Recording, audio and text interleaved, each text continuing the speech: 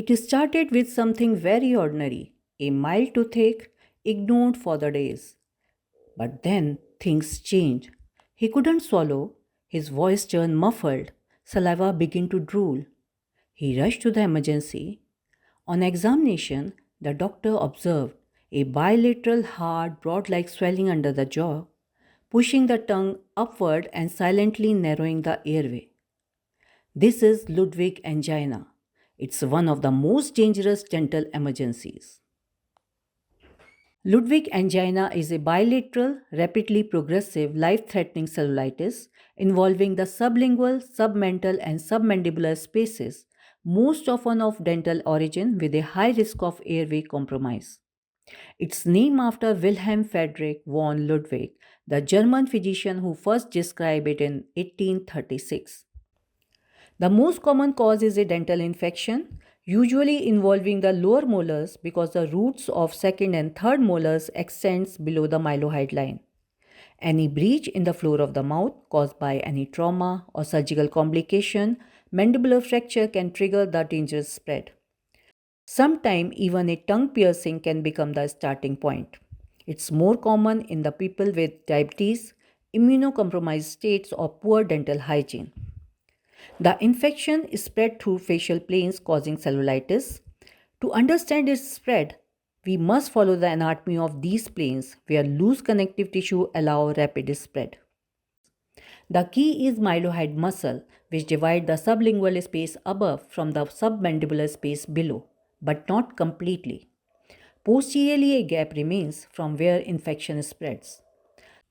The infection mainly involves facial spaces of upper neck. These are submandibular, sublingual, submental, and parapharyngeal spaces. Let's explore them one by one.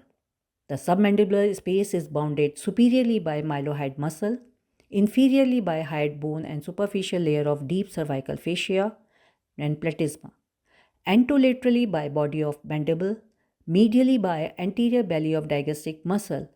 Sublingual space lies under the tongue and mucosa of floor of the mouth, bounded inferiorly by mylohyoid, anterolaterally by mandible, and medially by genioglossus and geniohyoid complex.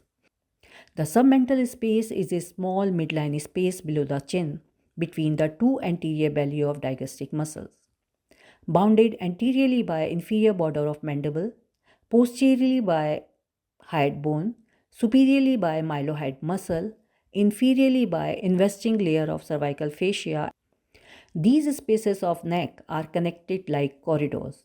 Once infection enters one space, it travels along the path of least resistance into the adjacent spaces. The submandibular space communicate medially with the submental space, superiorly with the sublingual space, and lateroposteriorly with parapharyngeal space via buccopharyngeal gap. From the infected lower molar, the infection tracks below the mylohyoid line into the submandibular space. From here, it is spread upward into the sublingual space, across the midline into the submental space and become bilateral. As these spaces fill, the floor of the mouth becomes tense and elevated. The tongue is pushed upward and backward, compromising the airway. The infection can extend deeper into the parapharyngeal space, the danger zone, as it swell and compress the airway. Later, both the elevated tongue and parapharyngeal swelling converge and airway begin to close. Patient typically present with bull neck appearance, severe bilateral neck swelling with loss of mandibular angle, woody, board-like swelling of floor of mouth, redness and warmth over the swelling. Trismus, opening of the mouth is difficult. There is a raised floor of the mouth and elevation of the tongue. The swollen tongue may protrude or press against the palate and its movement are restricted, causing hot potato or muffled voice, dysphagia, difficulty in swallowing, odynophagia, painful swallowing, and drooling of saliva. The classical triad of Ludwig angina include bilateral submandibular swelling, woody induration of floor of mouth, and airway compromise. This is a medical emergency. Diagnosis is largely clinical. You see the patient and you recognize the urgency. CT neck with contrast defines the extent of spread, while blood marker reflects severity. Treatment is urgent. In Ludwig angina, minutes matter. So always first secure the airway, start IV antibiotics immediately, and if CT show a collection, then incise and decompress. Once the patient is stabilized, extract the offending tooth. Delay is fatal.